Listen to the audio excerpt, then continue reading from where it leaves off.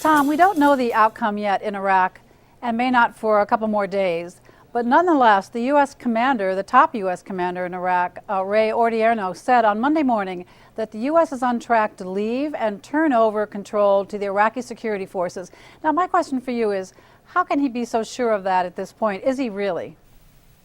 Right. I think his initial assessment was based on the fact that while there was certainly significant amounts of violence over the weekend and on Election Day yesterday, overall that violence did not impact the voting or the turnout. The voting actually as a percentage of registered voters was higher than national elections a year ago, although a little lower than the last time in 2005.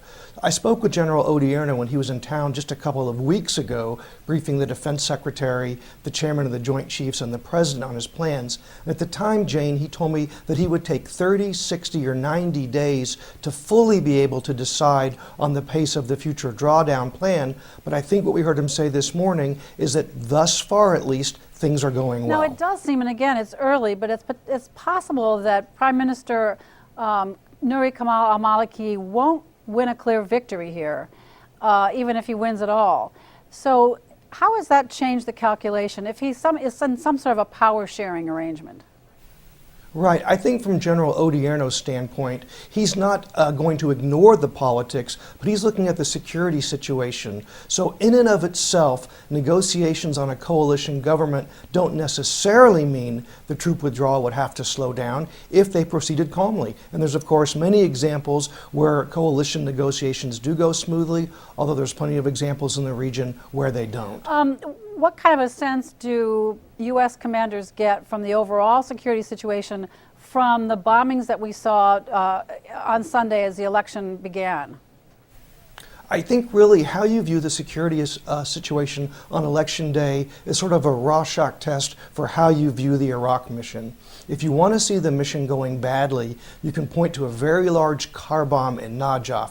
You can point to the mortar fire, the rocket fire, the number of bottle bombs that were thrown around Baghdad, the fact that almost 40 people were killed in Baghdad. From that standpoint, you can say there was a lot of violence. But those who want to see this as more of a success, the glass half full crowd will say, look, there were 5,000 polling places across the country. It's a large country. Many millions of people turned out to vote, and it was a larger percentage than voted a year ago. So they will view that as a success despite the violence. Tom, my last question for you, and just quickly, and I don't know if there is a quick answer, but are the Iraqi security forces ready, or will they be by the time the U.S. begins to pull out?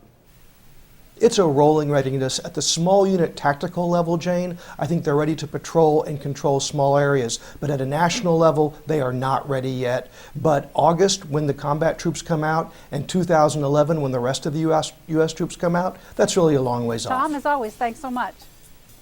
Thank you, Jane.